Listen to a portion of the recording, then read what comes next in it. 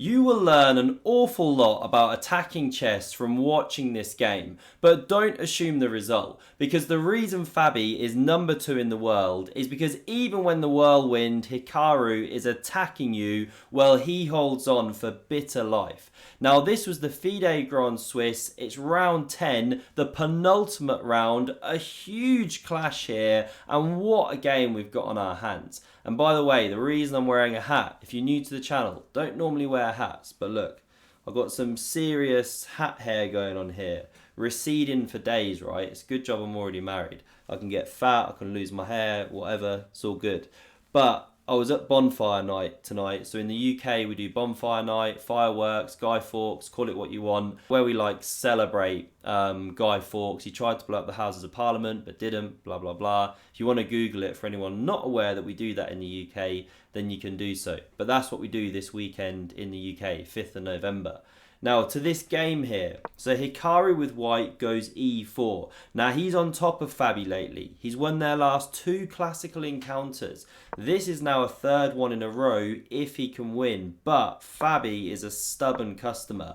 Plays the Petrov or Russian defense here, going for a rock-solid setup. So Hikaru goes knight c3. In round 9, he took that pawn, won a nice game, and after knight c6, the 4 knights, named because, obviously, and now we get d4, the Scotch game. So we get captures, now this knight recaptures, and bishop b4 is the main move. You develop, prepare to castle, and prepare to capture a pawn. There's a pin here, of course. So bishop d3 is a nice way to defend, but if you play bishop d3 straight away, you drop a knight. So knight takes is the move, pawn recaptures, now bishop d3 and black strikes at the centre. This is all known theory. White captures, and now you can take back immediately, but black often plays castles these days because white can't grab this pawn safely. The king is too exposed. So bishop g4 is actually the starting move over rook e8 check.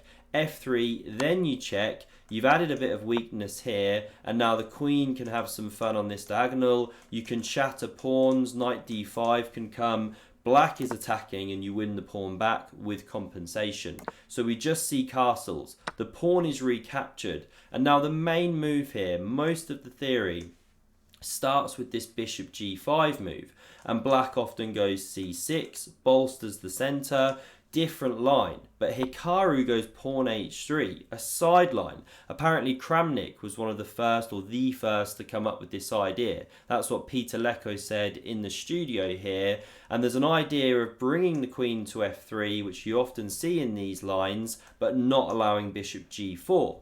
So Fabi goes bishop e6, we get queen f3, and now an ambitious move. He doesn't go for this structure with c6, very playable. He goes c5, a more ambitious way to play. You know, you eat up all of these central squares, control white's minor pieces, fantastic, but that pawn could be a bit tender now that it's not defended. So rook d1 logical, targeting it, lining up with the queen. Queen e7, a very natural move, but Fabi goes for this one, a more forcing kind of variation here, shattering Hikaru's pawns, but giving up the bishops in the process, and then going queen a5.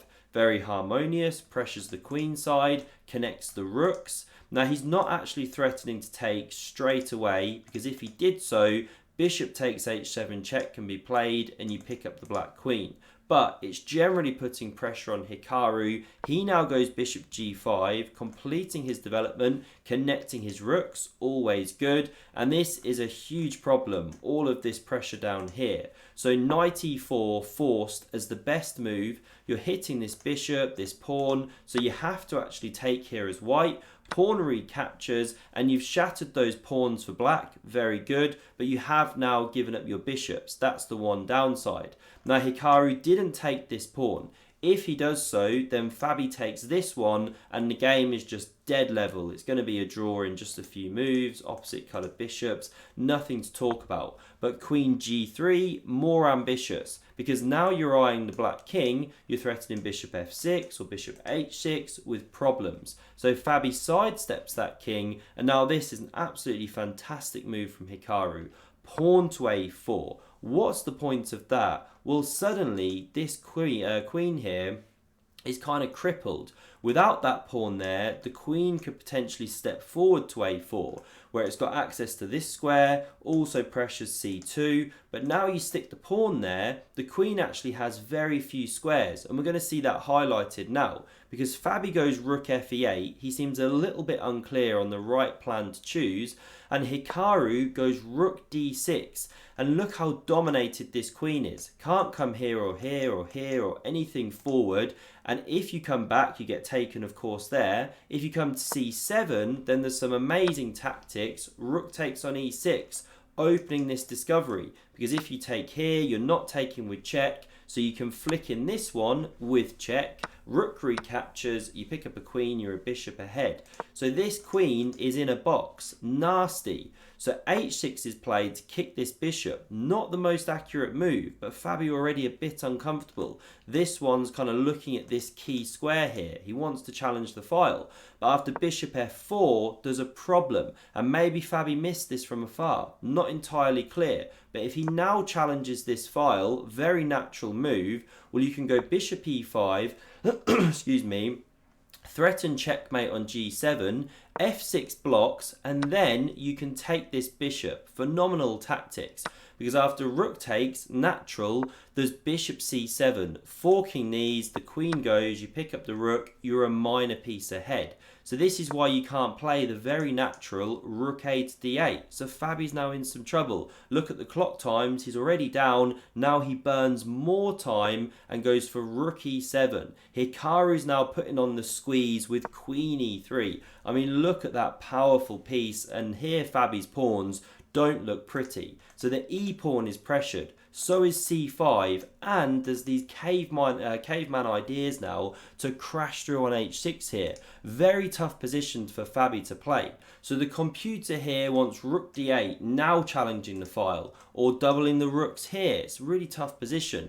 Fabi goes rook c8, but the wrong square. You can see the evaluation bar now calling it for white as an almost winning position. Now it wants to start with bishop e5, but Hikaru's move also very good. He crashes through with the bishop on h6, ripping open that black king, and the bishop's immune. If you capture, there's check, king sidesteps, and this check then is followed by queen f6. You're threatening now to deliver a mate here, and so the rook has to give some room, but then you take this bishop here, and it's just deadly. The pawn can't take, it's pinned, rook recaptures forced, but then you check, you pick up an undefended rook, and this is winning for white, you know, something like this, but then rook d1, the black king is way too exposed. So the bishop is immune, and it just sits there now like a thorn in the black side for ages. Just fantastic chess. So f6 played by Fabi.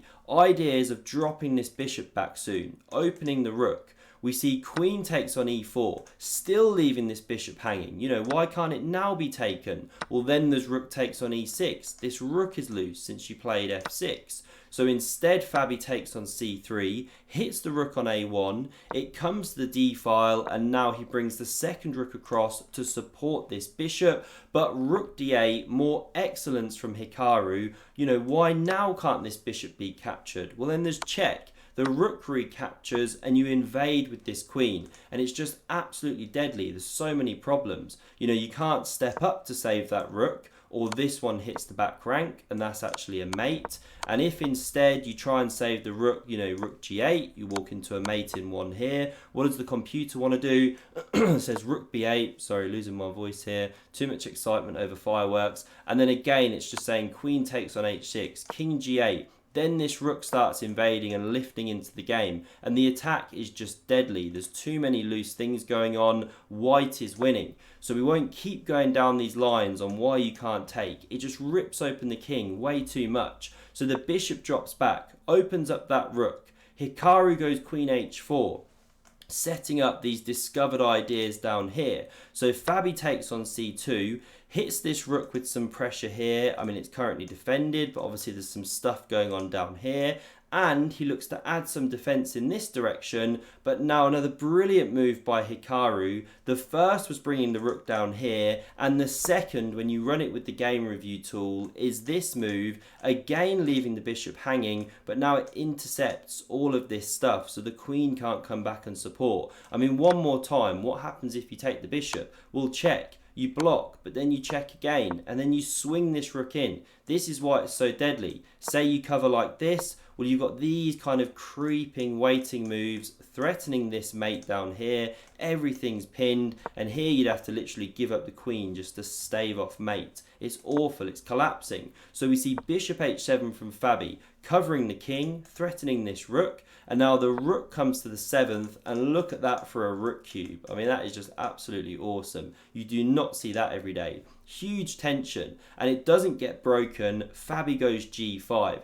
Desperate to get rid of that white queen, Hikaru now steps back, and here after queen b1 check, king up, queen f5, defending that rook, Fabi is just collapsing. If we run back one quick move, you know, from here, the computer says taking is best. You recapture, then queen a4, but there's all sorts of scary stuff. There's queen c7 coming. There's still huge invasion ideas with the bishop check, winning pawns and things. So Fabi goes for this one as mentioned, but now Hikaru takes. We get rook recaptures on the back rank and queen c7 anyway, hitting this rook and threatening nasty stuff down here. For example, if you go rook c8, hitting this queen, well, you can go for this nice tactic of check, deflecting the rook and clearing this rank, so now you land a checkmate. The tactics just flowing from a great position. So we get queen f4 check from Fabi. He just has to get those queens off, there's too much pressure.